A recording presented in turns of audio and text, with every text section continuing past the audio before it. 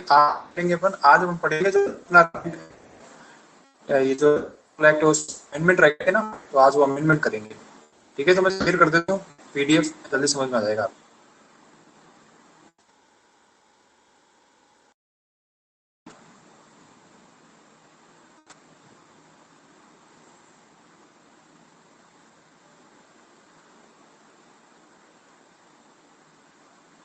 ठीक है, तो ये अमेंडमेंट है जो प्रपोज हुआ था राजस्थान लैंड कंट्रोल एक्ट में, अमेंडमेंट हो गया। तो 2017 का अमेंडमेंट है ये। ठीक है, सबसे पहले ये ध्यान रखना कब हुआ अमेंडमेंट इसमें। तो इसमें 2017 में अमेंडमेंट हुआ। ठीक है, 2017 में हुआ। क्या क्या अमेंडमेंट हुआ तो उसके बारे में देख लेंगे।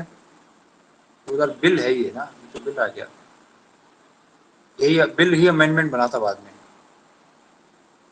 एक बार देख लेते हैं, यही है ना।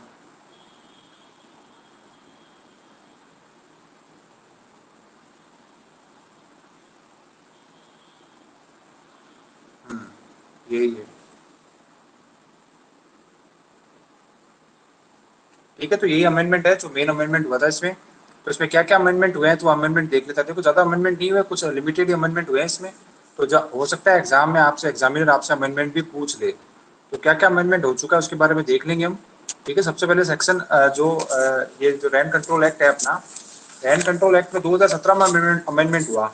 और ये कौन सी तारीख को इन्फोर्स हुआ था ये ध्यान रख लेना, ये पूछ सकता है एग्जामिनर। 15 फरवरी 2017 को ये अमेंडमेंट हुआ। कब हुआ?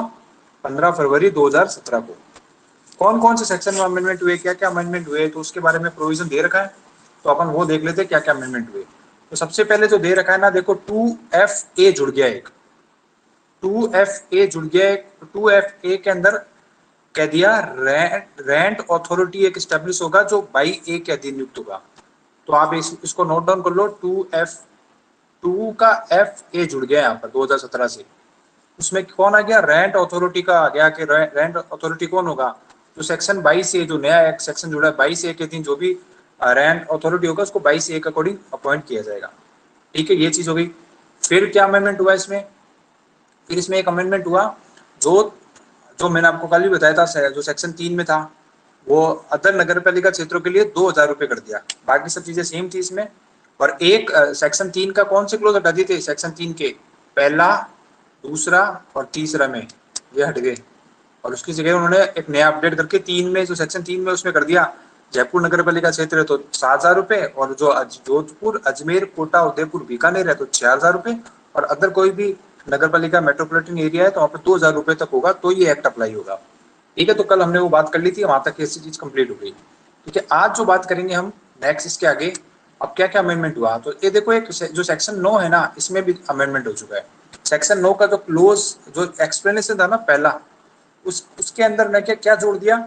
उसमें तो लिखा था कि निक्या आप निक्या कोई भी जैसे किराया कैसे आप किसी को जैसे किराया कैसे पे करोगे, तो उसके बारे में लिखा था कि आप निक्या धनादेश के द्वारा भी कर सकते हो। धनादेश मीन्स होता ही है, इसको कहते हैं कि tender with the same is remitted through out money order.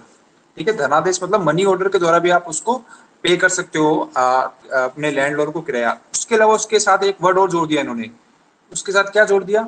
एक वर्ड, तो या तो आप नहीं क्या मनी ऑर्डर दे दो, या फिर जो रेंट अथॉरिटी है ना उसके पास अगर किराया जमा करा दो। तो दो तरह पेमेंट हो सकता है, या तो रेंट अथॉरिटी के पास जमा करा दो, या फिर मनी ऑर्डर दे दो। तो यहाँ पर 9A में ये जोड़ दिया। देखो यहाँ पर ये कर दिया, देखो having deposit with the rent authority. तो यहाँ पर एक वर्ड जोड़ दिया इसने, क्या जोड़ दिया कि रेंट अथॉरिटी के पास जमा करा दोगे तो भी हम मान, ये वर्ड चेंज हो गया इसमें, ये ध्यान रखना। और इसमें क्या क्या चेंजेस हुए, तो और चेंजेस भी देख लेते हैं हम अच्छे से इसको।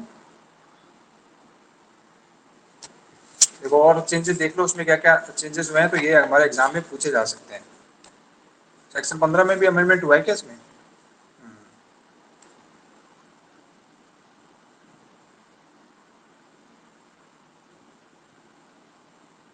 अच्छा,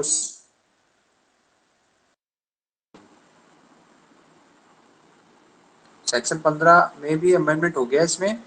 इसके बाद 4A जोड़ दिया एक क्लोज। ठीक है, 6 में क्या जोड़ दिया? 4A जोड़ दिया।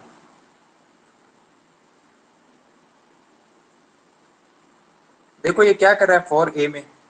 फॉर ए में क्या जोड़ दिया, तो ये ध्यान रखना, सेक्शन 15 के दिन भी एक अमेंडमेंट हो चुका है जिसमें एक फॉर ए क्लोज अलग से जोड़ दिया इन्होंने। अब ये फॉर ए क्लोज कहता है कि यदि आपने सेक्शन 9 के अधीन कोई भी इवेकेशन की, कोई भी सेक्शन 9 के क्लोज ए में विद और विदाउट ग्राउंड के आधार पर यदि आपने रेंट ट्रिब्यूनल क्या करेगा, सेक्शन 9 ए की वाली एप्लीकेशन में rent tribunal shall on the first date of hearing before framing of issues, after, देखो फ्रेमिंग ऑफ इश्यू से पहले और आफ्टर हियरिंग द पार्टी को सुनने के बाद, on the basis material on record with a period not 45 दिन के paid to the landlord by the tenant, ऐसा ऑर्डर निकालेगा। और with respect to the period of which the tenant may have be calculated at the rate of rent at which it was late paid or payable as per agreement, or the period the tenancy may have been default, including period subsequently thereto, upon the money previously to that in which the order is made together with interest on such amount calculation। तो ये कह रहा है कि 6% का ब्याज ले लेंगे, मुझे हमने ऐसा ऑर्डर दे दिया आपको, फिर भी आपने 45 दिन के अंदर इसका पेमेंट नहीं किया, तो कोर्ट कह रहा है कि ब्याज समेत उसको दिलाया जाएगा 6% वाला। एक मेन इसमें ये चीज थी, 6% वाले ब्याज वाली बात आ गई, 6% ब्याज दिला देगा यहाँ पे, बस। तो आप 6% ब्याज वाला ध्यान रखना, इतना कोई नहीं है इसमें, ठीक है। तो ये चीज ध्यान रख लें आप, 15 में ही जुड़ गया, 6% ब्याज याद रखना बस। आप एग्जाम में अगर पूछेगा तो इतना ही पूछ लेगा, इससे ज्यादा कुछ ज्यादा खास पूछेगा नहीं। मेन जो इसमें अमेंडमेंट हुआ है, जो और सेक्शन 19A जुड़ गया है यहाँ पर, एक 19 के बाद एक 19A जुड़ गया है, ये इंपॉर्टेंट है यहाँ पे, ठीक है। तो 19A क्या जुड़ा है, 19A क्या कहता है, 19A कहता है, 19A एक नया क्लोज जुड़ गया इसमें, इसमें शायद ये अजीब सा है, इसमें लिखा नहीं है,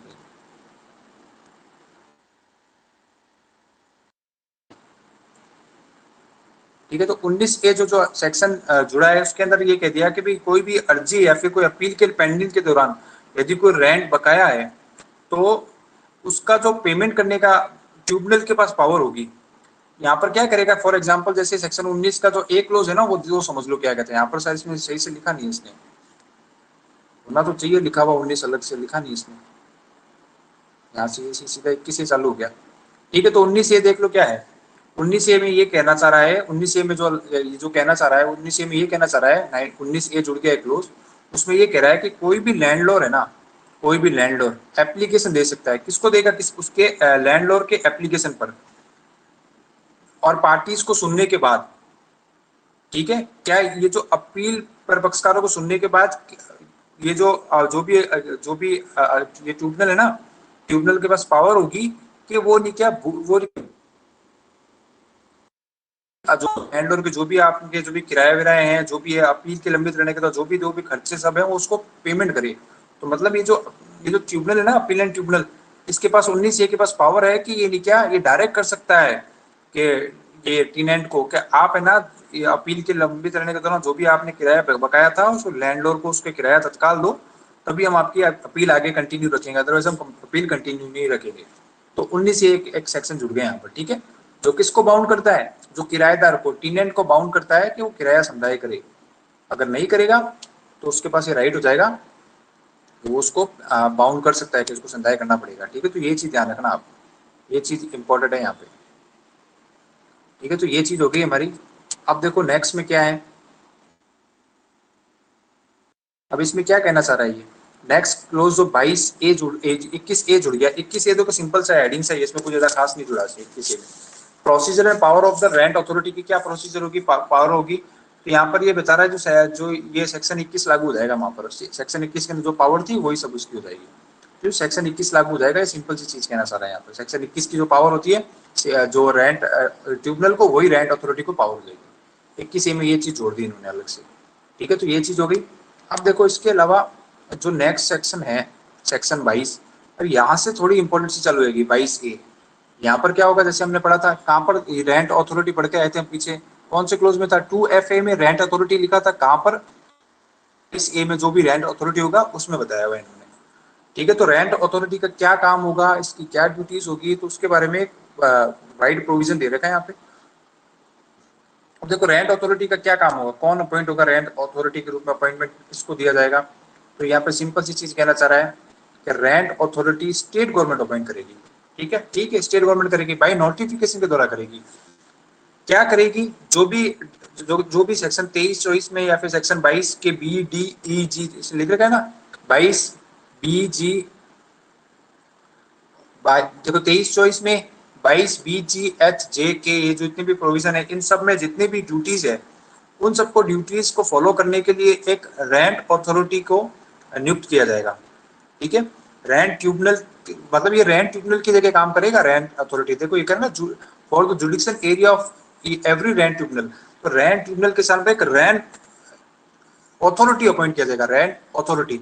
ये क्या काम, कौन होगा ये, तो ये not below the sub SDM से नीचे का नहीं, मतलब प्योर आरएस, एसडीओ लिखा है इसने, एसडीओ एसडीएम, एसडीओ समझ लो उसको, ठीक है, उपखंड अधिकारी, सब ये क्या कहते हैं, sub division officer, sub division officer से नीचे का नहीं होना चाहिए, तो एसडीओ ध्यान रखना, एसडीओ। हालांकि एसडीओ होते हैं ना, ये वो होते हैं जो आरएस से थोड़े से नीचे होते हैं, ये होते हैं, तो एसडीओ को अपॉइंट किया जाएगा रैंट अथॉरिटी के अधीन। ठीक है, तो उससे नीचे के रैंक का नहीं होना चाहिए। ठीक है, तो ये इसका काम क्या होगा, जो भी किराएदार है, जो भी भूस्वामी है, और जो भी टीनेंट है, जो भी लैंडलॉर्ड है, उनके बीच में डिस्प्यूट होता है, उनको रिजोल्व करना, सिंपल सा काम होता है इसका। ठीक है, तो यहाँ पर ये चीज आप ध्यान रखना। ठीक है, तो यहाँ पर कौन होगा, स्टेट गवर्नमेंट अपॉइंट करेगी, किसको करेगी, एसडीओ को करेगी, सब डिवीजन ऑफिसर, याद रख लेना, एग्जाम प्री में आ सकता है, सब डिवीजन ऑफिसर को अपॉइंट किया जाएगा। ठीक है, इसका दूसरा क्लोज क्या कहता है कि जब ऐसा अथॉरिटी अपॉइंट हो गया, तो अगर आपने उसने कोई आदेश दे दिया, देखो, the rent authority shell follow the same procedure for disposal of,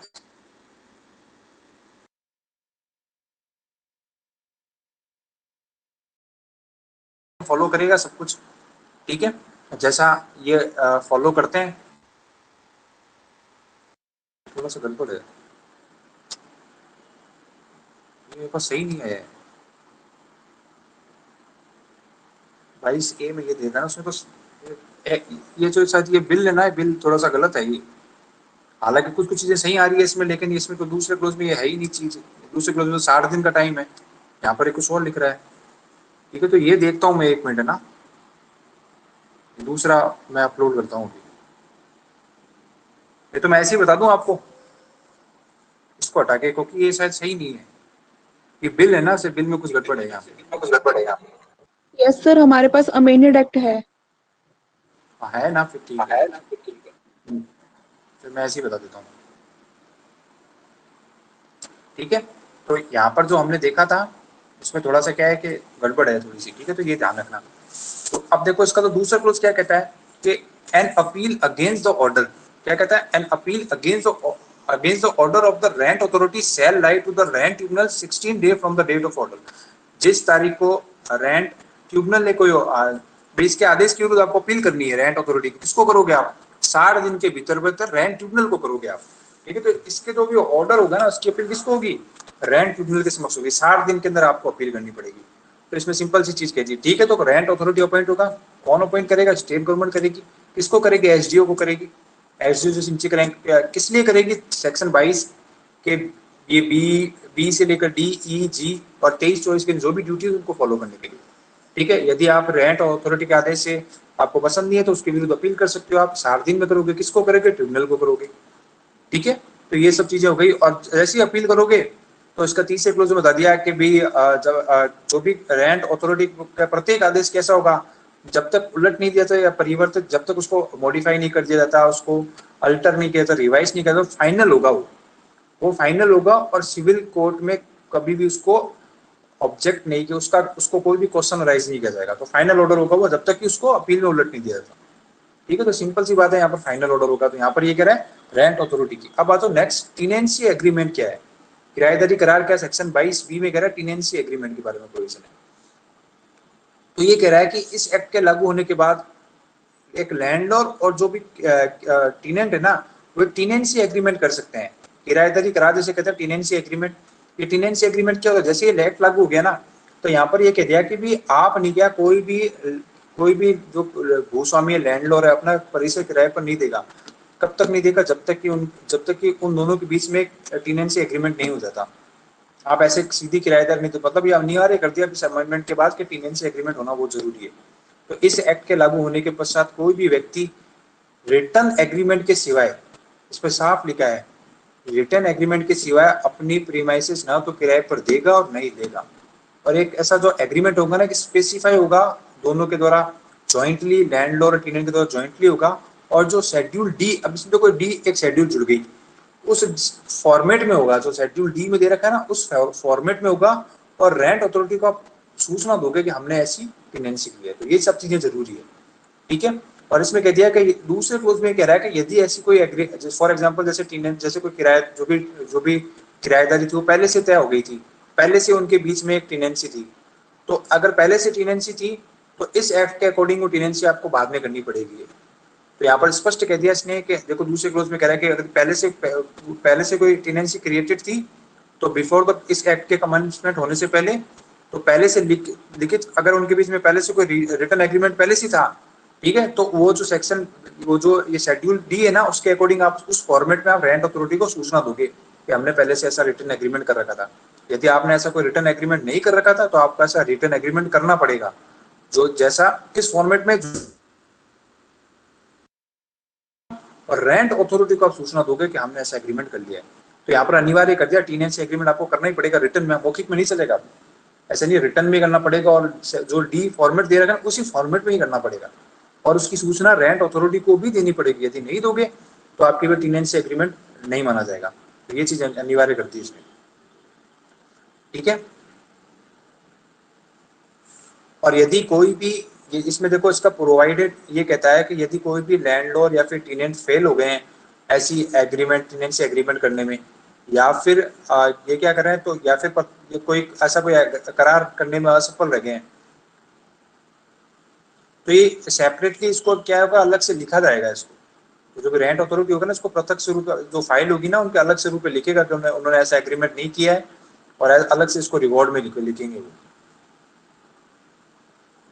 ठीक है। तो यहाँ पर ये चीज कहना चाह रहा है कि जो भी इसकी कॉपी नहीं प्रस्तुत की है उसने, या फिर ऐसा एग्रीमेंट करने में असफल रहा है, तो उनको पृथक रूप से रीजन लिखने पड़ेंगे क्यों नहीं किया है, तो उसको अलग से उसको लिखना पड़ेगा दोनों को। जो भी टेनेंट और जो भी लैंडलॉर्ड हो गए ना, तो अपनी किराएदारी ग्रुप में अलग विशिष्ट जो स्पेसिफिक पर्पज लिखना पड़ेगा उसको अलग से, क्यों आपने नहीं किया ऐसा।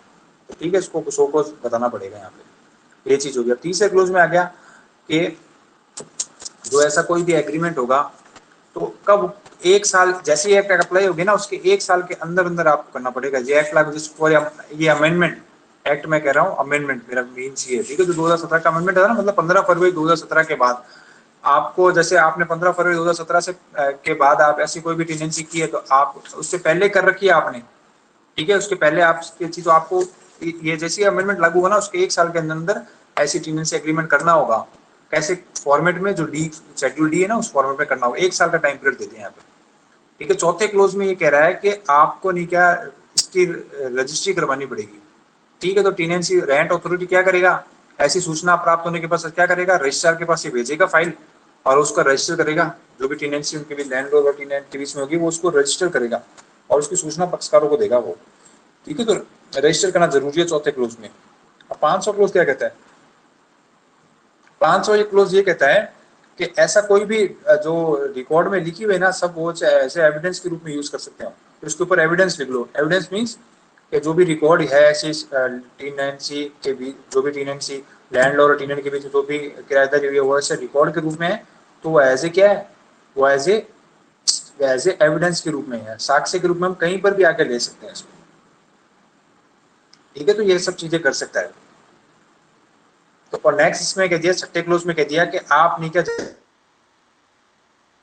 जो भी नंबर उसको अलॉट किया गया है अब 15 दिन के भीतर भीतर रेंट अथॉरिटी इसको क्या करेगा, वेबसाइट पर अपलोड करवाएगा। तो वो सेल विकास नहीं, 15 दिन के भीतर भीतर रेंट अथॉरिटी को उसको वेबसाइट पर अपलोड करवाना पड़ेगा कि यहाँ पर इस व्यक्तियों में कितनी टेनेंसी हुई है, ठीक है। तो ये सब रेंट एग्रीमेंट के बारे में था, ठीक है। तो 22 ये था रेंट अथॉरिटी, 22B क्या था, ये टेनेंसी एग्रीमेंट। अब आ जाओ नेक्स्ट, पीरियड ऑफ टेनेंसी कितना होगा, कितने टाइम के लिए होगा टेनेंसी, तो उसके बारे में बता रहा है पीरियड ऑफ टेनेंसी के बारे में। तो इसमें सिंपल सा बह रहा है कि भी उनके बीच में जो भी स्पेसिफाई, पहले क्लोज में क्या करा है कि जो भी लैंडलॉर्ड और टेनेंट के बीच में कोई एग्रीमेंट हुआ और उन्होंने कोई टेनेंसी एग्रीमेंट में कोई स्पेसिफाई टाइम दे दिया, तो उस स्पेसिफाई टाइम के लिए होगी कि इतने टाइम के लिए हम टेनेंसी रख रहे हैं तो उतने टाइम के लिए होगी, स्पेसिफाई टाइम दे दिया तो।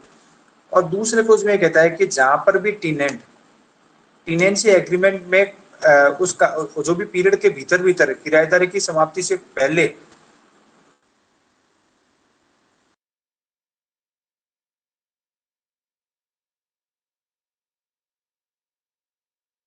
और किसी और जो भी एग्रीमेंट है ना उसकी समाप्ति से पहले। इट मीन्स फॉर एग्जाम्पल जैसे आपके और मेरे बीच में टेनेंसी हुई तो मैं किराएदार हूँ, तो मैं क्या करूंगा किराएदार की समाप्ति से, तो मैं क्या करूंगा कि उन 3 साल के भीतर भीतर और उसको और जो जो कालावधि है ना जो हमारे टाइम पीरियड था 3 साल का, उसके खत्म होने से पहले मैं उसका रिन्यूअल करने का या फिर उसको एक्सटेंड करने के लिए मैं प्रपोज दे सकता हूँ। मतलब उसकी 3 साल की समाप्ति से पहले पहले ही मेरे को प्रपोज देना पड़ेगा आपको कि मैं आगे और चलाना चाहता हूँ ये किराएदारी 1 साल के लिए और 200 जो भी वो प्रपोज देना पड़ेगा मेरे को। और यदि आप लैंडलॉर्ड और यदि आप कंसर्न दे देते हो अपनी, तो हमारे बीच क्या हो जाएगी, न्यू टेनेंसी क्रिएट हो जाएगी। तो मतलब उस टाइम पीरियड के समाप्त होने से पहले पहले प्रपोज देना पड़ेगा टेनेंट को, और जैसे ही प्रपोज देगा और अगर यदि लैंडलॉर्ड ने एक्सेप्ट कर ली तो न्यू टेनेंसी स्टार्ट हो जाएगी। यहाँ पर ये कहना चाहिए प्रपोज देने वाली बात कहती है इसमें। ठीक है, तो तीसरा क्लोज, दूसरा क्लोज में ये हो गया। तीसरे क्लोज में ये क्या कह रहा है, तीसरे क्लोज में ये कह रहा है यदि ऐसी जो स्पेसिफाइड टाइम था 3 साल के लिए था समाप्त हो गया और उनका कोई भी रिन्यूअल नहीं हुआ उनका, या फिर क्या हुआ उसने खाली नहीं किया, जो भी समाप्ति के बाद भी किराएदार ने टेनेंट था उसने अपने जो भी प्रीमाइसेस खाली नहीं किया, तो वहां पर क्या होगा, देखो दो कंडीशन है, वहां पर रिन्यूअल भी नहीं किया गया या फिर उसको और या फिर किराएदार ने जो पीरियड था समाप्त हो गया उसके बाद भी प्रीमाइसेस खाली नहीं किया, तो 6 महीने तक की उसका एक्सटेंड रहेगा। मतलब ये समझा जाएगा कि उसको 6 महीने के लिए ऑटोमेटिकली एक्सटेंड कर दिया, मतलब वो कोई कार्रवाई भी नहीं कर रहा, उसको बाहर निकालने की कार्रवाई भी नहीं कर रहा और नहीं किराएदारी समाप्ति हो गई और नवी उसका रिन्यूअल भी नहीं हुआ और उसने खाली भी नहीं किया परिसर, और जो भी लैंडलॉर्ड था उसने कोई कार्रवाई नहीं की, तो ऑटोमेटिकली 6 महीने का एक्सटेंशन मिल जाएगा उसको। ठीक है, ऑटोमेटिकली ये कह रहा है कि 6 महीने तक, मतलब 6 महीने तक मैक्सिमम बोल रहा है कि मैक्सिमम फॉर एग्जांपल अभी खाली नहीं किया आपने, कोई कार्रवाई भी नहीं की निकालने की, तो 1 महीने का एक्सटेंड, फिर ऐसे करते करते हाईएस्ट 6 महीने तक क्या होगा आप उसको एक्सटेंड कर सकते हो। और यदि 6 महीने से ऊपर हो गए ना तो लैंडलॉर्ड की रिटर्न एग्रीमेंट होना जरूरी है, उसके बिना उसका रिन्यूअल नहीं होगा। तो ध्यान रखना ये चीज इंपॉर्टेंट है यहाँ पर। 6 महीने का मतलब हाईएस्ट 6 महीने तक एक्सटेंड हो जाएगा बिना कुछ करे। अगर 6 महीने से ज्यादा आपको एक्सटेंड करवाना है तो फिर आपको उसकी रिटर्न एग्रीमेंट करना पड़ेगा आपको लैंडलॉर्ड से। तो यहाँ पर ये चीज कहना चाह रहा है, ये चीज ध्यान रखना। ठीक है, 6 महीने वाला टाइम है, सिंपल सा है। अब आ जाओ 22D में, ये कह रहा है revision of rent in certain circumstances. अब ये कह रहा है कि रिवीजन के बारे में कि कब रिवीजन किया जा सकता है लैंड ये किराएदारी का, जो भी हमने रेंट किया, हमने जो भी तय किया उसका कब, जो भी किराएदारी के प्रारंभ, जो भी किराएदार स्टार्ट हो उसके बाद और किराएदार की सहमति से क्या कर सकता है। ये देखो यहाँ पर कौन करेगा, भूस्वामी कर रहा है, यहाँ पर लैंडलॉर्ड है ना वो कर रहा है। जैसे जो टेनेंसी स्टार्ट हुई उसके पश्चात और जो भी टेनेंट था उसके कंसर्न के बाद क्या करेगा, जो भी प्रीमाइसिस है उसमें क्या कर सकता है, कोई इंप्रूवमेंट करता है, कोई एडिशन करता है, स्ट्रक्चर करता है, अल्टरनेशन करता है, कुछ भी तरह का रिपेयर टाइप का नहीं होना चाहिए। और उसने फॉर एग्जांपल जैसे यहाँ पर कोई भी टेनेंट ने कहा कि भी यहाँ पर आपने क्या कोई बगीचा बना दो, बाग बना दो, वो रिपेयरिंग में नहीं आता और उसने लैंडलॉर्ड ने कहा ठीक है मैं आपके लिए यहाँ पे बाग बना देता हूँ, तो उसके लिए वो गार्डन बना दिया उसने, तो उसका कुछ एडिशनल खर्चा हो गया ना लैंडलॉर्ड का, तो वो क्या कर सकता है अपने किराए को बढ़ा सकता है। वो कह सकता है कि पहले 5,000 किराया था, अब आपने कहा मैंने उस हिसाब से उसका न्यू उसमें नई चीजें इंप्रूवमेंट कर दी उस जगह की, मैंने एक गार्डन बना दिया अच्छा सा, तो वो क्या करेगा अपना किराया बढ़ाएगा वहां पर। तो ऐसी कंडीशन में यहाँ पर जो भी बढ़ा हुआ किराया होगा ना उस रेंट का रिवीजन किया जाएगा और बढ़े हुए किराए को प्राप्त करने का अधिकार होगा। वो कौन प्राप्त करने का अधिकार को, लैंडलॉर्ड। ये कह रहा है कि जैसे कार्य प्रारंभ खत्म हो गया ना, ऐसी जैसे काम समाप्त हुआ उसके 1 महीने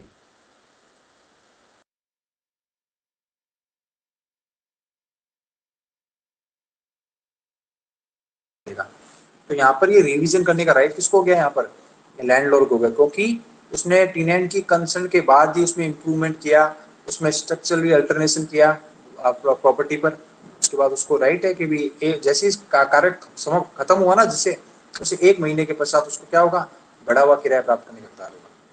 ठीक है, तो ये चीज होगी इसमें। अब इसका दूसरा क्लोज कहता है, ये कहता है किराएदार के बारे में, ऐसा कोई भी प्रीमाइसिस से किराया एग्रीमेंट के पश्चात क्या हुआ, वहां पर कोई भी एमिनिटीज है, कोई भी किसी भी तरह का उसमें कमी की गई उसमें, तो वहां पर क्या करेगा किराएदार, क्या कहेगा किराएदार का किराया कम करो। फॉर एग्जांपल कुछ फैसिलिटीज थी उस घर में उसको कम कर दिया, तो किराएदार कहेगा भैया किराया कम करो। तो यहाँ पर किराएदार को अधिकार होगा, यदि कोई भी फैसिलिटीज होती है उसमें जैसे लिख रहे हैं ना, डिक्रीज होती है, डिमिनिशन होता है, डिटोरेशन होता है, तो वहां पर क्या होगा, उसको वो क्लेम करेगा कि किराए को कम करो।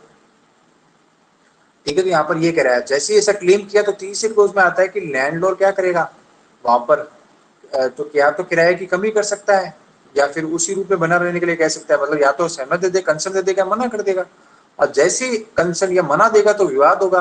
तो चौथे क्लोज में कह रहा है कि उनके बीच डिस्प्यूट हुआ तो कौन हल करेगा, तो भैया उनके बीच में कोई भी डिस्प्यूट हुआ तो यहाँ पर किसका काम है, रेंट अथॉरिटी का, तो रेंट अथॉरिटी आएगा सामने और उनके बीच में म्यूचुअल कंसेंट के द्वारा उस मैटर को निपटारा करेगा, पक्षकार वो सुनेगा आपस में और म्यूचुअल कंसेंट के आधार पर कॉम्प्रोमाइज करके ऑर्डर दे देगा। तो यहाँ पर ये चीज जरूरी है।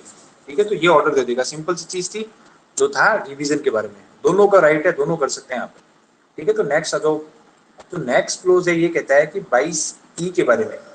देखो 22E क्या कहता है, ये कहता है कि rent authority to fix revise rent in the circumstances specified in section 22D।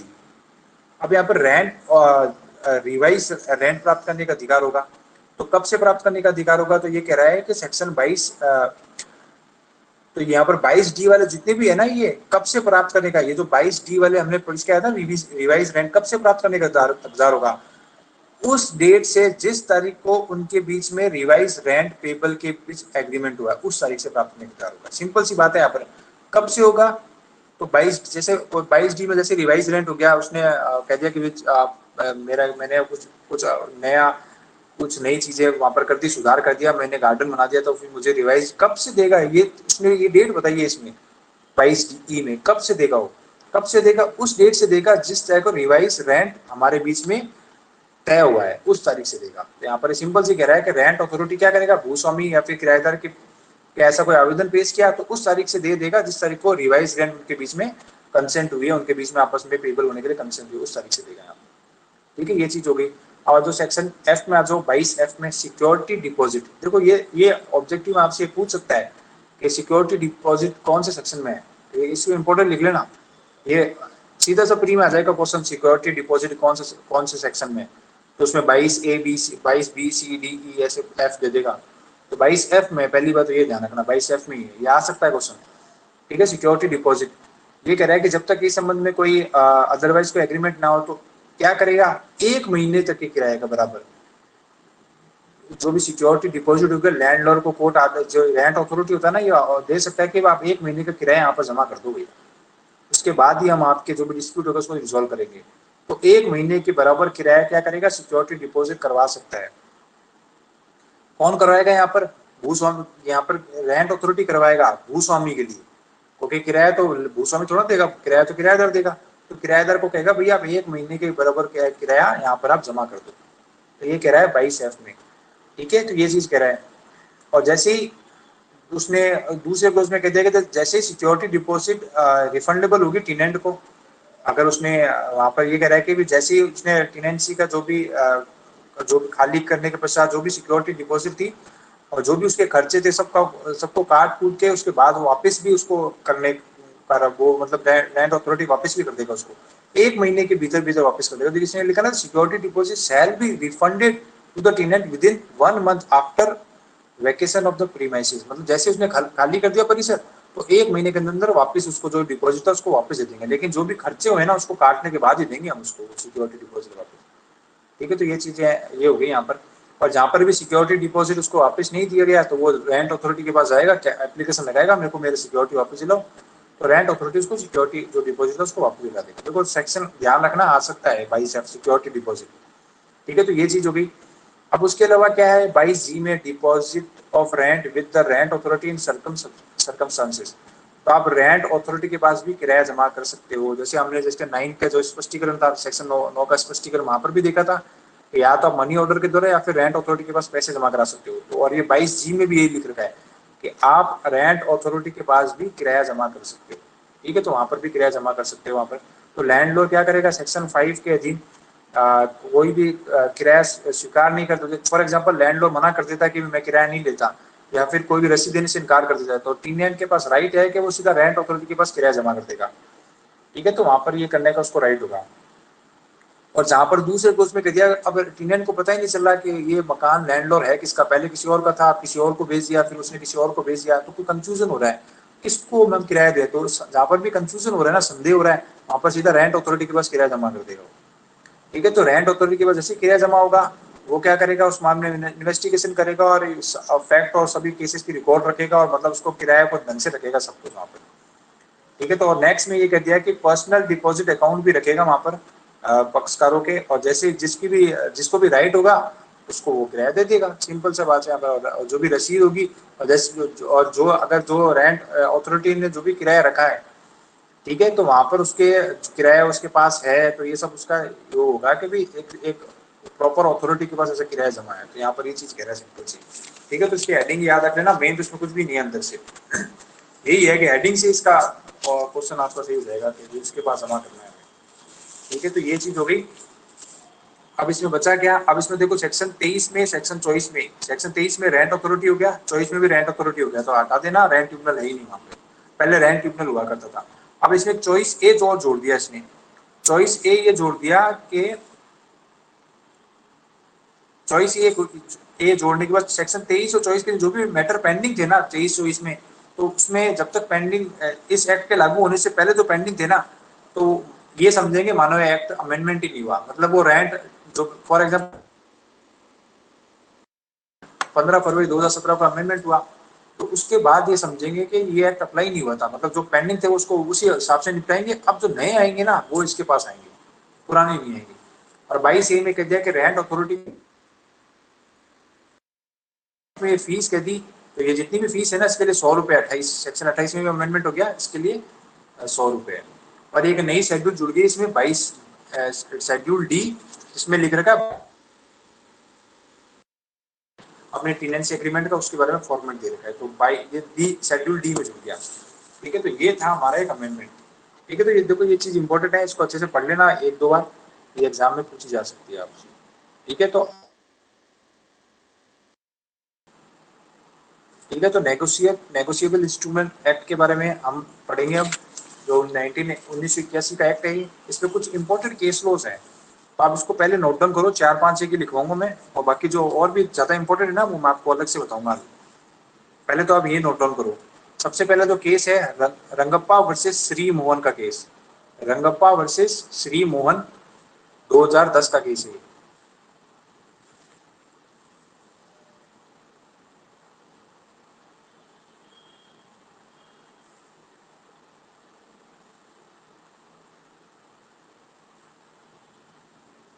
इसमें ये कहा था कि हम जो लोन के बदले लो, लोन के बदले हम चेक, जो चेक दिया ना,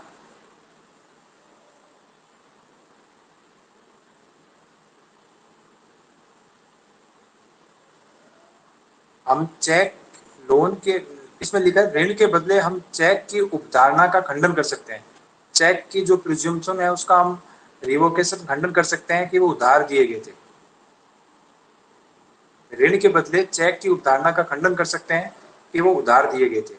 रंगप्पा वर्सेस श्री मोहन के केस में सबसे पहले ये चीज है जो 2010 में आई थी।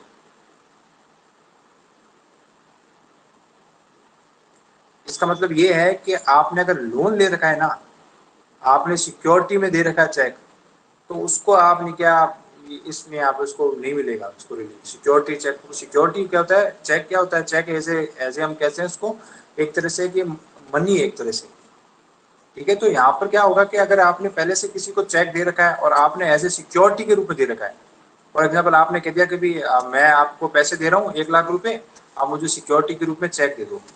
यदि आपने सिक्योरिटी के रूप में चेक दे रखा है ना, तो वो उसको आप वसूल नहीं सकते आप, क्योंकि वो सिक्योरिटी के रूप में था ना कि, क्योंकि ये जो एनआई एक्ट है, जो चेक के जो भी ऑफेंस है वो क्या क्राइम है, तो आप इसके लिए सिविल सूट लाओ अलग से। आप इसमें एनआई में आप इसको रिलीफ नहीं मिलेगा आपको, यदि आपने सिक्योरिटी के पर्पज से आपने चेक दे रखा। यदि प्रूव हो जाता नहीं है कोर्ट में कि सिक्योरिटी पर्पज से चेक दे रखा था, तो एनआई में रिलीफ नहीं मिलेगी, इसके लिए आप सिविल कोर्ट जाओ, वहां पर रिलीफ लो, क्रिमिनल में नहीं रेमेडी मिलेगी आपको। तो ये चीज है इसमें रंगप्पा वर्सेस श्री मोहन, ध्यान रखना। अच्छा क्वेश्चन, अच्छा ये versus Modi Cement Limited versus Kushal Kumar, Kushal Kumar Nandi.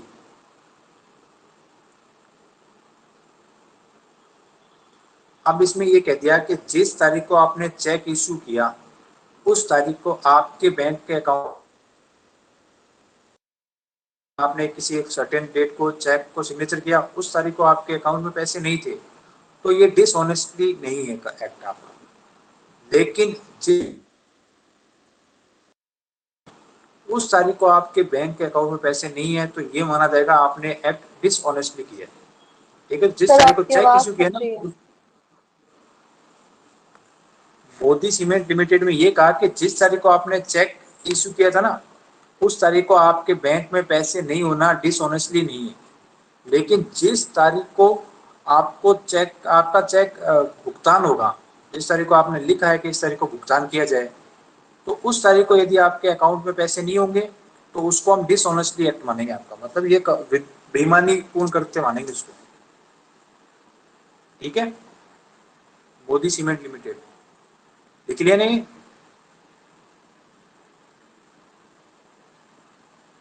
Yes. अब नेक्स्ट लिखो इसमें, ये वेरी वेरी इंपॉर्टेंट केस है, उसको लिख लो, वेरी वेरी इंपॉर्टेंट लिख लेना इसको। दामोदर एस प्रभु, दामोदर एस प्रभु वर्सेस, दामोदर एस प्रभु वर्सेस सैयद बाबालाल, दामोदर एस प्रभु वर्सेस सैयद बाबालाल, 2010 का केस है।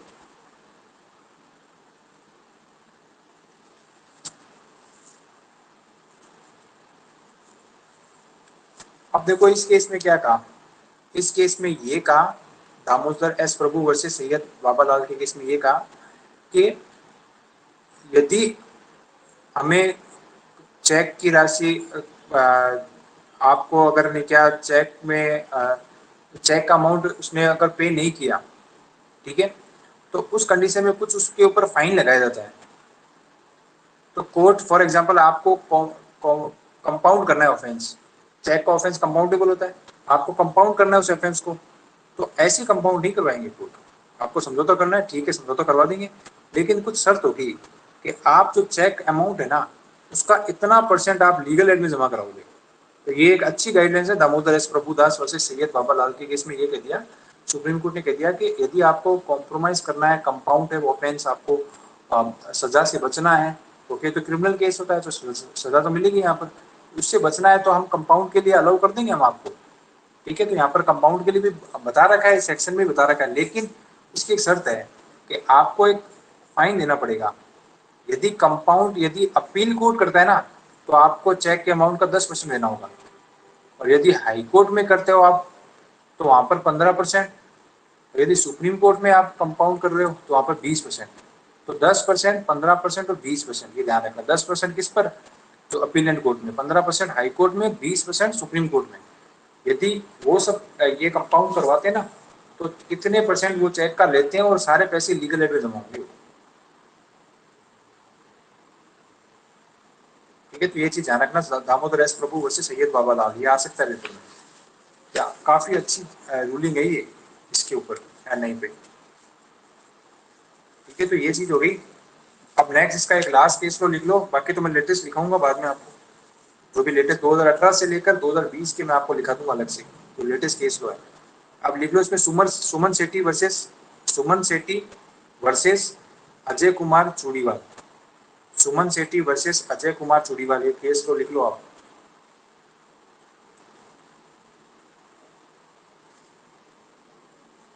यदि आप इसको जो भी एनआई का मैटर क्या होता है, एनआई के मैटर में आपको नोटिस देना पड़ता है पार्टी को, सामने वाली पार्टी को। यदि आपने नोटिस दिया ना तो आपने नोटिस में आप सिर्फ क्या मांगोगे, चेक का अमाउंट मांगोगे आप, क्योंकि बिना नोटिस के तो एनआई का मैटर बनता ही नहीं है। जो अपना आगे 15-30 दिन जो पढ़ेंगे हम आगे, उसमें बता ही रखा है। तो बिना नोटिस के आप एनआई का मैटर में तो आप डील ही नहीं कर सकते, आपको नोटिस देना पड़ेगा।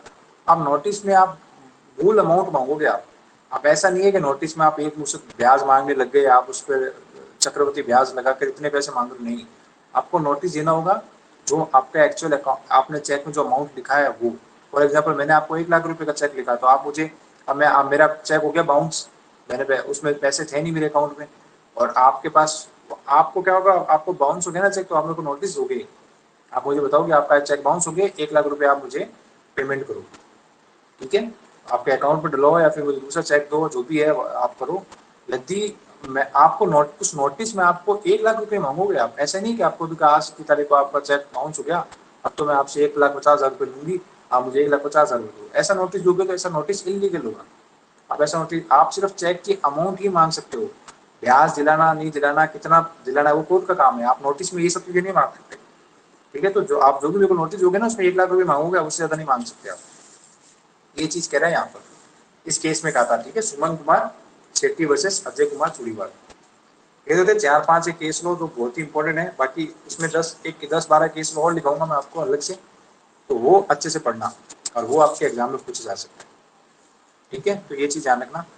अब आ जाओ नेक्स्ट सेक्शन 138 में, तो ये शेयर कर लेते हैं इसकी पीडीएफ।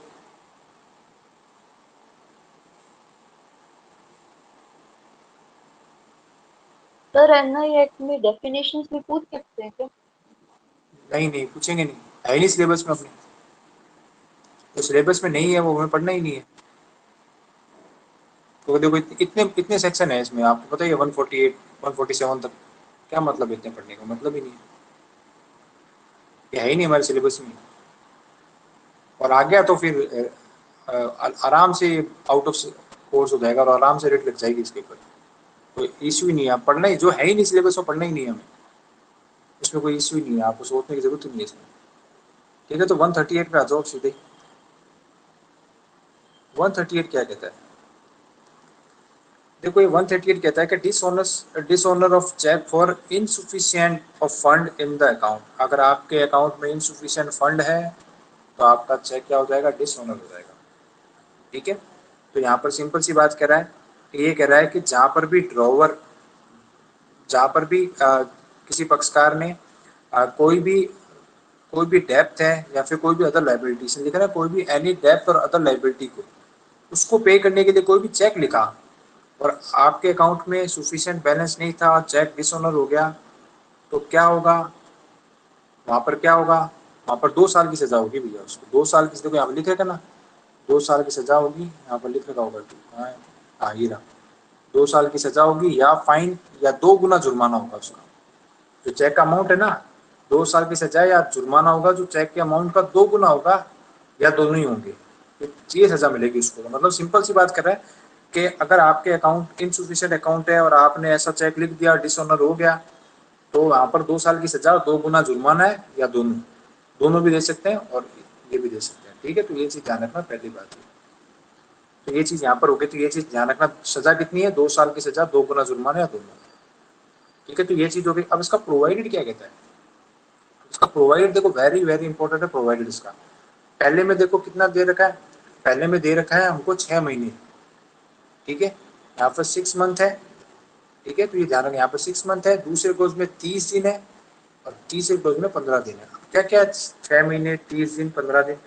अब ये कह रहा है कि जिस तारीख को ये सेक्शन तभी अप्लाई होगा जिस तारीख को आपने जिस तारीख को चेक लिखा है ना उसके 6 महीने के अंदर, देखो यहाँ पर 6 मंथ लिख रखा है और एक जगह 3 महीने भी है, तो दोनों में भी अंतर है। यहाँ पर क्या कह रहा है कि 6 महीने या फिर with the period of is validity, जो भी पहले हो, या तो चेक जिस तारीख को आपने लिखा था ना उसकी तारीख से 6 महीने के अंदर, या फिर कोई भी वैलिड पीरियड के अंदर जो भी पहले है, विच एवर इज अर्लियर, जो भी पहले हो आपको बैंक में वो चेक प्रस्तुत करना होगा। मतलब आपके अगर आज की तारीख का चेक है ना तो आपको 6 महीने के अंदर अंदर आपको, या फिर जो भी लीगली जो भी वैलिड है पीरियड।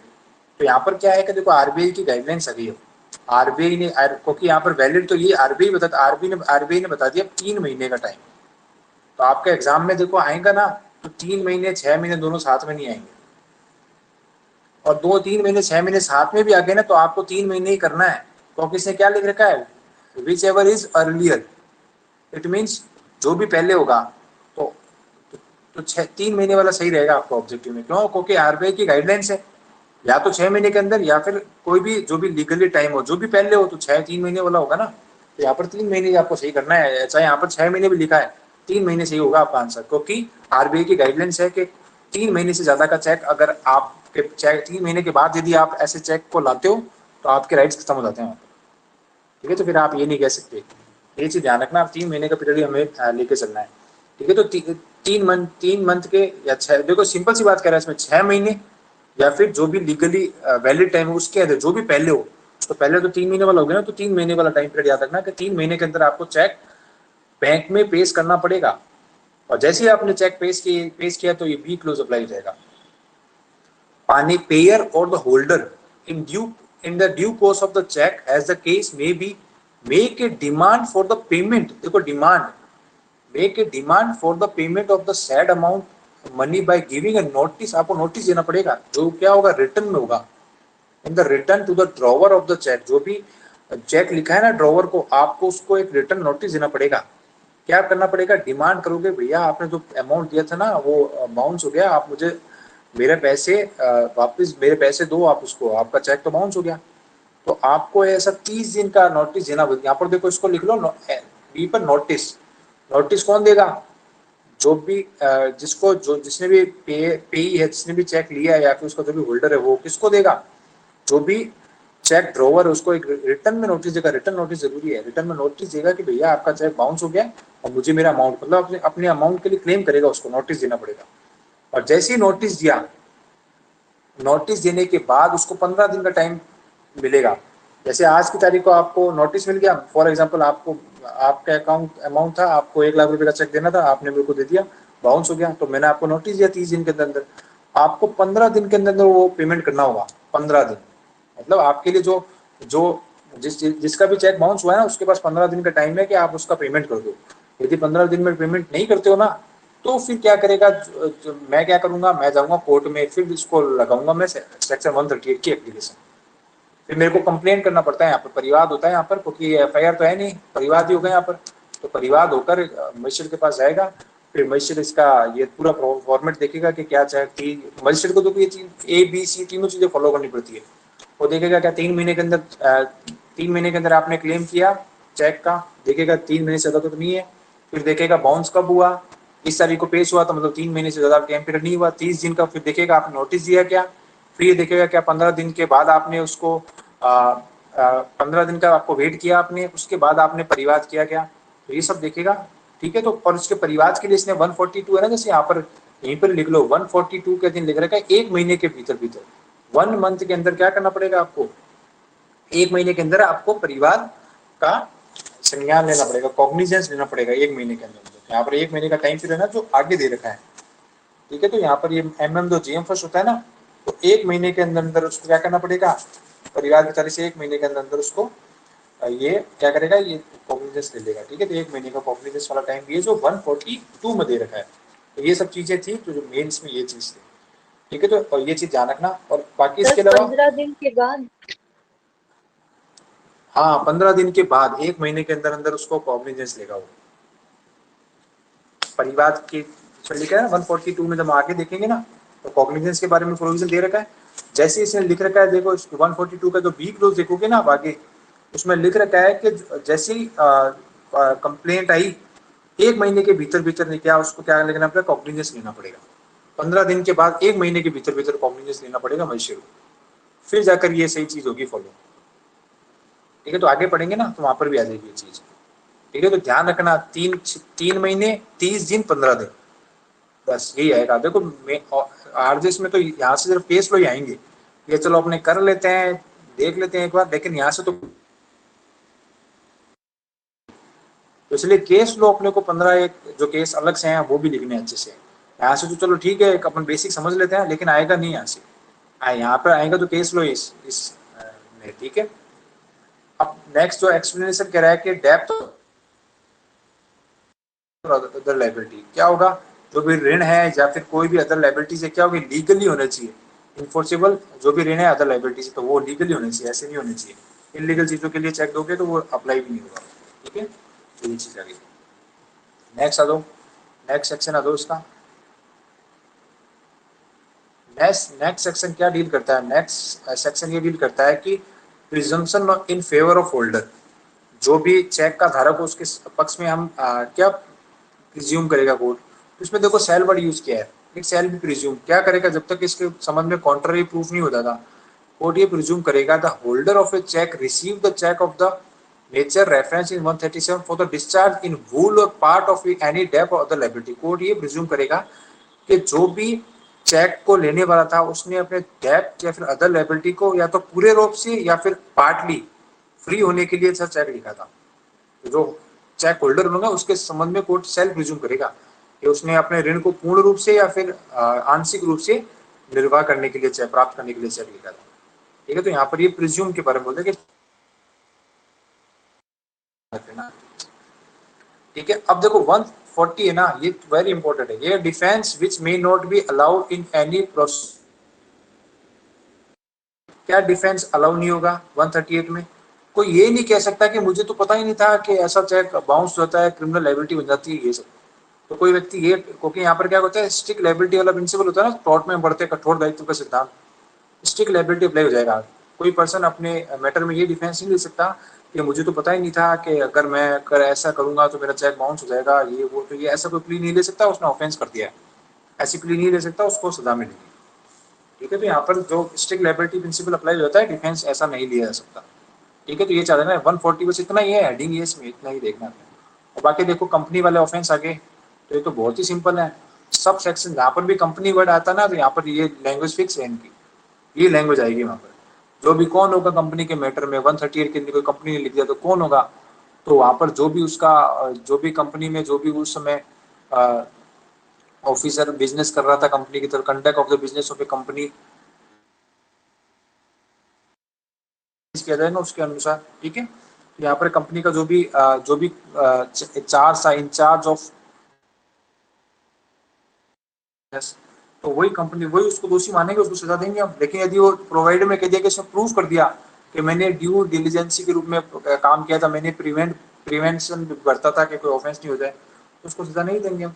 लेकिन इसके अंदर एक प्रोवाइडर अलग से जोड़ा, देखो ये वेरी इंपॉर्टेंट है, यहाँ से क्वेश्चन आ सकता है प्रोवाइडर से। यहाँ पर ये क्या कहना चाह रहा है, यहाँ पर ये कहना चाह रहा है कि कोई भी व्यक्ति, any person nominated as a director of a company by virtue of his holding any office और एम्प्लॉयमेंट, अगर सेंट्रल गवर्नमेंट और स्टेट गवर्नमेंट का डायरेक्टर है किसी कंपनी का उस दशा में, या फिर कोई भी फाइनेंशियल कॉर्पोरेशन का ओनर है, कंट्रोलर है, जो सेंट्रल गवर्नमेंट स्टेट गवर्नमेंट की कंट्रोल में है, तो वो क्या होंगे, यहाँ पर लाइबल नहीं होंगे।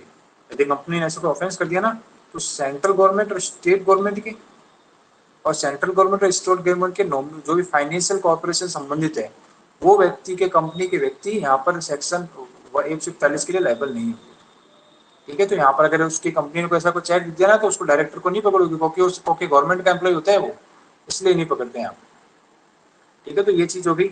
और उसके अलावा कोई भी, जैसे इसमें मैनेजर, देखो सेम लैंग्वेज है, कुछ है नहीं, मैनेजर है, डायरेक्टर है, सिक्योरिटी है, ऑफिसर ऑफ कंपनी है, तो वो क्या होंगे, यदि उनकी रजामंदी से ऐसी कोई चीजें हुई है, उसकी कंसेंट से, देखो कंसेंट से या फिर उनके कन्वीनियंस से हुई है ऐसी कोई चीज ऑफेंस, तो वो पनिश माना जाएगा, तो उसके अनुसार उनको पनिश किया जाएगा।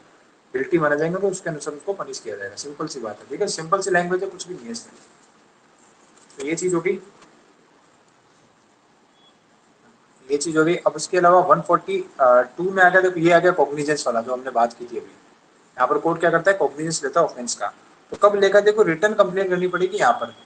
जो भी 138 की ऑफेंस की कॉग्निजेंस कोर्ट कब लेगा, जब the court shall take cognizance of any offence punishable under 138 except upon a company return paid by the payer or as the case may be holder in due course of the company। मतलब simple सी बात है, कब लोगे आप complaint पे लोगे जो return होगी, कंप्लेंट इन रिटर्न होना चाहिए तभी कोई कॉग्निजेंस लेगा, अदरवाइज कॉग्निजेंस नहीं लेगा। और कब लेगा, 1 महीने के अंदर आना चाहिए। आपको देखो जो मैंने बताया था ना आपको 138 के सी का प्रोग्राम, तो वही 15 दिन के बाद आपको, 15 दिन जैसे ही हो गए, उसने नहीं किया तो आपको 1 महीने के अंदर अंदर क्या करेगा, कोर्ट के पास आपको परिवार, यदि आपने ऐसा कंप्लेंट 1 महीने के अंदर नहीं दी तो कोर्ट कॉग्निजेंस नहीं लेगा। कोर्ट देखेगा कि क्या क्या 1 महीने के अंदर ऐसे आगे, हम 15 दिन के बाद आपने से 1 महीने के अंदर कॉग्निजेंस लेगा, उसके बाद नहीं लेगा वो। मतलब यहाँ पर 1 महीने के अंदर कंप्लेंट करने की ड्यूटी आपकी होगी, कोर्ट की नहीं है। आप अगर कंप्लेंट आप अगर परिवाद करोगे तभी तो कोर्ट कॉग्निजेंस लेगा। तो 15 दिन के बाद बोला कह दिया यहाँ पर, तो 15 दिन के बाद आपको 1 महीने का टाइम मिलेगा, आपको लेना पड़ेगा। लेकिन इसमें एक कंडीशन दे दी कि यदि वो बता दे कि भैया मेरे पास कुछ रीजन था, सुफिशिएंट कोज बता देना, तो यहाँ पर ये 1 महीने वाला टाइम एक्सटेंड हो सकता है। यदि वो सुफिशिएंट कोज बता दे कि इस कारण से मैं परिवार नहीं कर पाया तो कोर्ट सेटिस्फाई हो जाए कि चलो ठीक है ये सफिशिएंट कोर्स था, तो कोर्ट उसके बाद भी कॉग्निजेंस ले सकता है 1 महीने के बाद भी। ऐसा कोई जरूरी नहीं है कि नहीं लोगे तो होगा नहीं, कोर्ट के पास ये पावर है। ठीक है, तो सिंपल सी चीज थी। उसके बाद ये कहते हैं कौन ट्रायल करेगा, तो एमएम और जेएम फर्स्ट, सिंपल सा एमएम और जेएम फर्स्ट इसकी ट्रायल करेगा। ठीक है, तो एमएम और जेएम फर्स्ट इसकी ट्रायल करेगा, सिंपल सी चीज इसमें कह दी। ठीक है, तो ये चीज होगी हमारी यहाँ पर। ठीक है, तो एमएम और जेएम फर्स्ट इसकी ट्रायल करेगा। अब नेक्स्ट है इसका, अब देखो इसमें अमेंडमेंट भी हो गया। ठीक है, तो 140 142 ए भी जुड़ गया, फिर इसके बाद और इसमें 2-3 अमेंडमेंट हो गए, 143 ए भी जुड़ गया। अब इसमें शायद नहीं है मेरे। ठीक है, तो ये जो अमेंडमेंट है ना ये भी हो चुका है इसमें। तो अमेंडमेंट अभी शायद मेरे कहीं और लिखे हुए हैं ये। ठीक है, तो एक बार यही देख लेते हैं, एक बार अपन जो अमेंडमेंट टीम है ना वो देख लेते हैं। अमेंडमेंट इसका भी अमेंडमेंट अलग से करना पड़ेगा, अभी कहीं और लिखे हुए हैं, मेरे यहाँ पे लिखे हुए नहीं है इसमें। ठीक है, तो इसके अमेंडमेंट भी कल कर लेंगे हम अलग से, तो कुछ ज़्यादा नहीं है। 148 जुड़ गया, और उसके अलावा 148 ए है, इसके 143 ए जुड़ गया। तो वही है कि अपीलेंट में है कि भाई अपील में अगर आपको इतने पैसे पहले जमा कराने पड़ेंगे फिर ही आप उसकी अपील कर सकते हो, मैं आपको अलग से बता दूंगा। ठीक है, तो मेन सेक्शन देख लेते हैं, 143 देख लेते हैं। ये कह रहा है कि 143 कह रहा है कि summary power of court to try cases summary. तो कोर्ट के पास पावर है कि समरी ट्रायल करेगा, तो कौन करेगा, एमएम जेएम फर्स्ट करेगा, 264/65 की कार्रवाई करेगा। एमएम और जेएम फर्स्ट इसकी समरी ट्रायल करेगा 200। ठीक है, 262 और 265 जो है ना देखो सीआरपीसी की जो प्रोविजन है उसके अनुसार करेगा। ठीक है, और इसमें कह दिया कि पनिशमेंट कितना देगा, तो इसमें 1 साल और 5,000 से ज्यादा का नहीं होगी। 1 साल का कारावास और 5,000 रुपए जुर्माने से ज्यादा नहीं दे सकता। समरी ट्रायल में इतना ही पनिशमेंट दे सकता है यहाँ पर। ठीक है, वहां पर कितना था सीआरपीसी में, समरी ट्रायल पर 3 महीने था, यहाँ पर इसने कह दिया 1 साल और 5,000 रुपए जुर्माना, इससे ज्यादा नहीं दे सकते। मतलब यहाँ पर थोड़ा ज्यादा दे देंगे, यहाँ पर क्योंकि स्पेशल एक्ट है ना, तो यहाँ पर थोड़ी ज्यादा दे दी। यहाँ पर 3 महीने थी समरी ट्रायल के लिए। ठीक है, तो यहाँ पर थोड़ा सा ज्यादा पावर देती है कि भाई आप 1 साल की कारावास और 5,000 रुपए तक के जुर्माना दे सकते हो, उससे ज्यादा नहीं दे सकते आप। लेकिन इसका एक प्रोवाइडेड और ये कहता है, ये जो प्रोवाइडेड है ना ये कहता है कि यदि कोर्ट को लगता है कि हमें इस मैटर में 1 साल से ज्यादा की सजा दी जानी चाहिए, क्योंकि यहाँ पर तो 1 साल की बाउंडेशन कर दी पहले प्रोवाइडेड में, दूसरे में कहते हैं कि 1 साल से ज्यादा की सजा देनी चाहिए, और कोर्ट को लगता है समरी ट्रायल अनडिजायरेबल है, यहाँ पर समरी ट्रायल मत करो इसका, ये तो गलत है। तो कोर्ट क्या करेगा, आप पार्टीज को सुनेगा, पार्टीज को सुनने के बाद कोर्ट क्या करेगा, उसका रेगुलर ट्रायल कर देगा। दूसरा प्रोवाइडेड किसकी बात करेगा, रेगुलर ट्रायल की बात करेगा, मतलब ये समरी ट्रायल हट जाएगा यहाँ से और रेगुलर ट्रायल पे स्टार्ट हो जाएगी। तो ये प्रोवाइडेड ये कहना चाह रहा है कि रेगुलर ट्रायल स्टार्ट हो जाएगी, फिर उसके अनुसार निकलेगा। ठीक है, तो ये चीज होगी यहाँ पर। उसके अलावा इसका दूसरा क्लोज क्या कहता है, दूसरा क्लोज सिंपल सी बात कह रहा है कि भाई जो भी हो गए, जो भी ट्रायल होगी तो पर डे चलेगी, तब तक यदि आपको इसका आपको लगता है कि भी यहाँ पर एडजॉर्नमेंट करना है तो आप रीजन लिखोगे रिटर्न में, तब एडजॉर्नमेंट करेंगे, अदरवाइज कंटिन्यू चलेगी। और ट्रायल 6 महीने का, देखो जो तीसरा क्लोज कहता है कि 6 महीने के अंदर अंदर आपको उस मैटर को पूरा करने की कोशिश करनी होगी। जो ट्रायल है ना, जो भी ट्रायल जिस तारीख को कोर्ट ने कंप्लेंट की थी उसकी तारीख के 6 महीने के भीतर भीतर आपको ट्रायल कंप्लीट करनी होगी। 6 मंथ के अंदर ट्रायल को कंप्लीट करने के बारे में प्रोविजन है क्लोज 3। ठीक है, सिंपल से की बात कह दी। अब देखो 144 में आ जाओ। ठीक है, तो जो अमेंडमेंट है वो आपको अलग से करा दूंगा इसका। अब मोड ऑफ सर्विस ऑफ समन के बारे में 144 में क्या कह रहा है, सर्विस ऑफ मोड ऑफ समन की शामिल कैसे होगी, तो जहां पर वो रहता है, पर्सनली गेन कर रहा है, ठीक है, वहां पर जो पर्सनली गेन कर रहा है वहां पर स्पीड पोस्ट के द्वारा, कोरियर के द्वारा जो भी सही लगे उसको उसकी तरफ से भेज देंगे हम, तो जो भी सेशन कोर्ट की कंसेंट होगी उसके अनुसार भेज देंगे हम। जहाँ पर भी वो बिजनेस कर रहा है, जो पर्सनली रह रहा है, वो उस जगह उसके समय की सर्विस कर देंगे उसको। ठीक है, और जहाँ उसका दूसरा क्लोज ये कह रहा है, उसका तो दूसरा क्लोज है,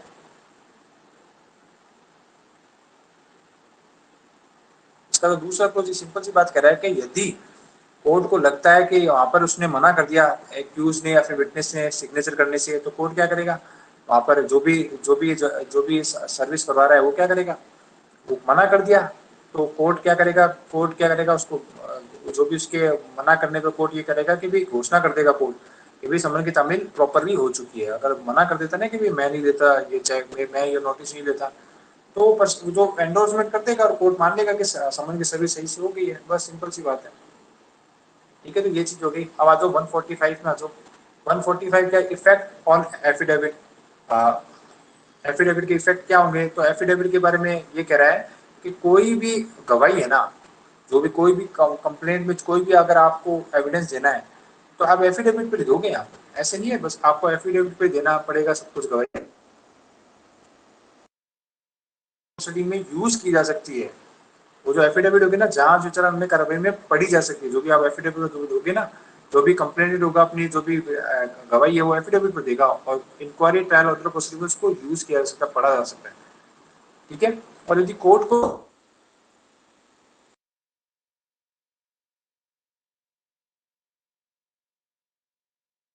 accused, summon an examination any person giving evidence on affidavit to the fact and content thereof.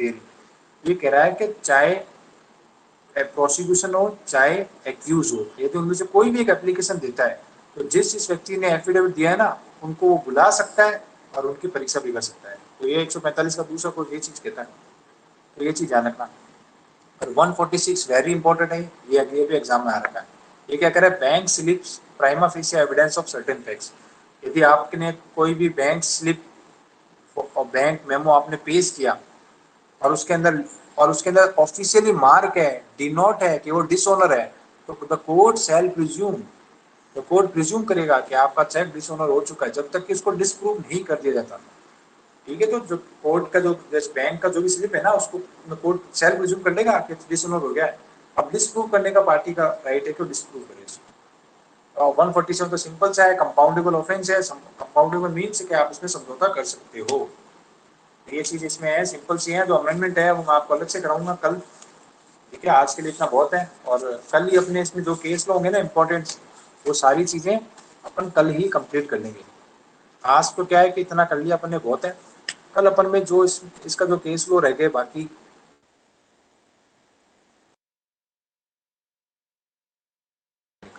ठीक है। तो आज के लिए इतना बहुत है और जो पढ़ा है उसको पढ़ लेना अच्छे से। और नेक्स्ट कल मिलेंगे फिर, कल वहीं से स्टार्ट करेंगे। कल तो मेरी छुट्टी रहेगी तो कल सब